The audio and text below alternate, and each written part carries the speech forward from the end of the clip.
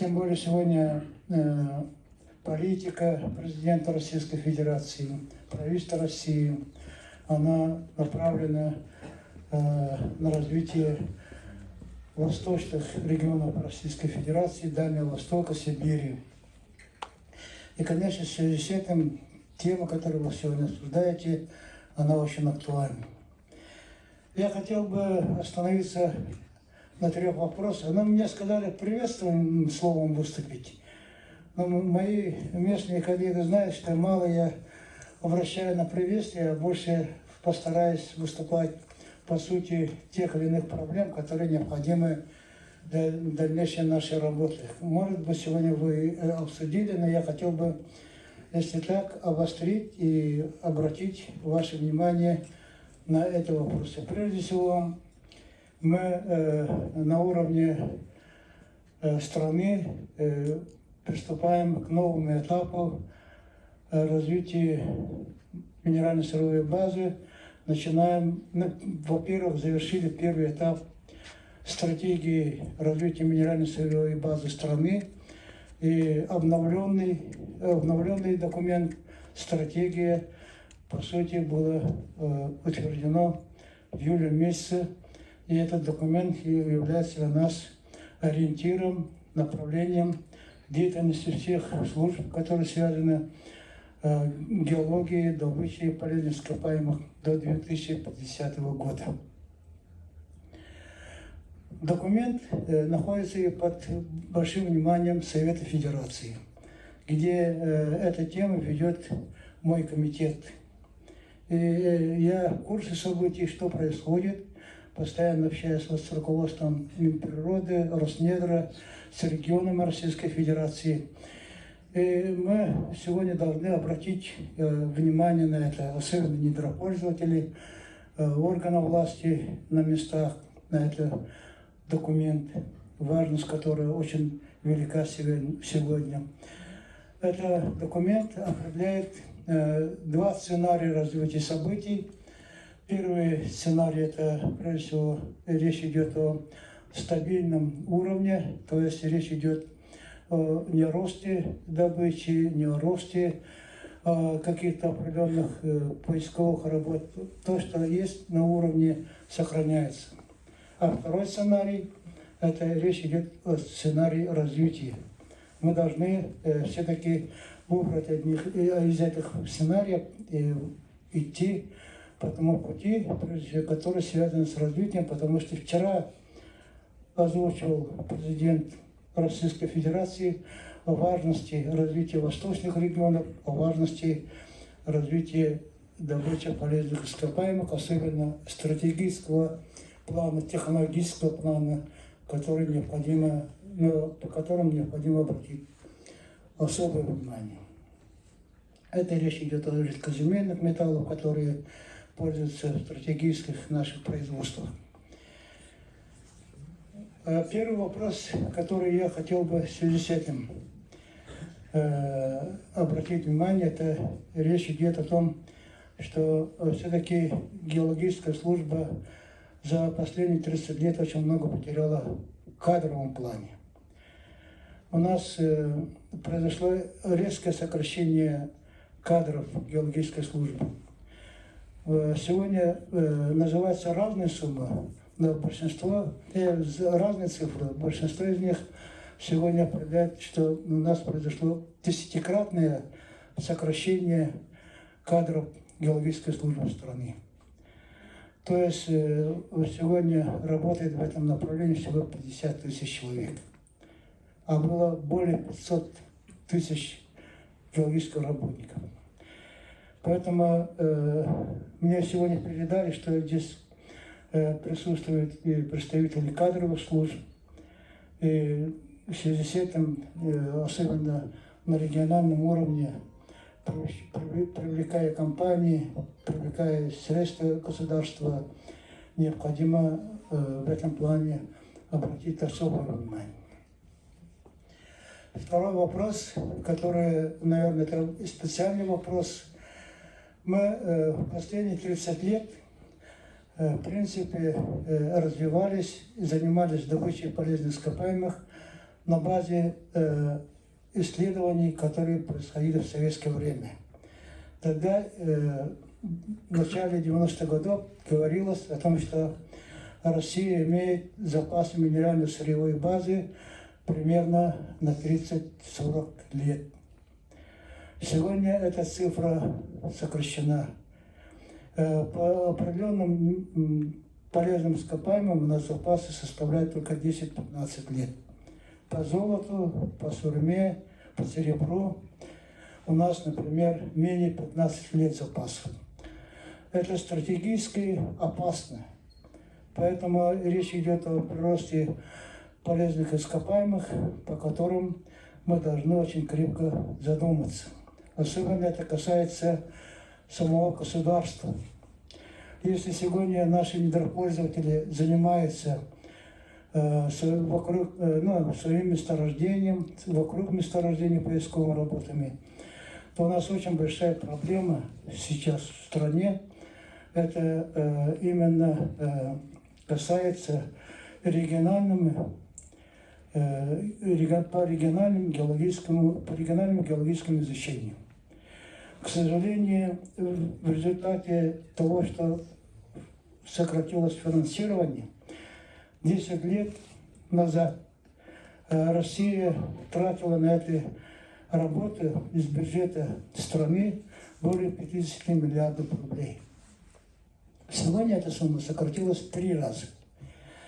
Что такое региональный задел? Наверняка недропользователи хорошо понимают это. Мы должны исследовать свои территории, именно делать первоначальный задел, исследовать эти территории, прогнозировать, что там происходит, что имеется, а потом предоставить уже нашим недропользователям. 1975-1980 годы в стране было 10 с лишним тысяч объектов таких. То есть наши геологи, которые занимались региональным заделом, имели уже в запасе 10 тысяч объектов для предоставления нашим недропользователям. Тогда наши недропользователи взяли на поиски, на исследование 4000 объектов. Из них подтвердились по запасам различным полезным ископаемым 2 с лишним тысячи. Вот такая работа должна была происходить сегодня.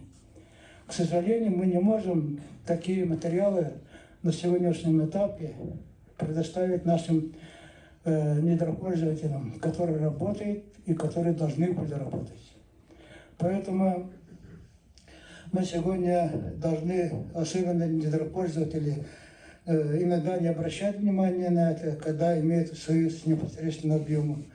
Но все-таки мы должны думать о будущем и бить тревогу в этом плане. И мы в Совете Федерации этот вопрос тоже сейчас поднимаем. Вот 10 буквально на той неделе мы рассмотрим стратегию, принятую уже в рамках будущей реализации, и будем поднимать эти же вопросы. Здесь, конечно, определяющим является финансирование. Поэтому у меня третий вопрос, к которому я обращаюсь к недропользователям, особенно, чтобы они поддержали.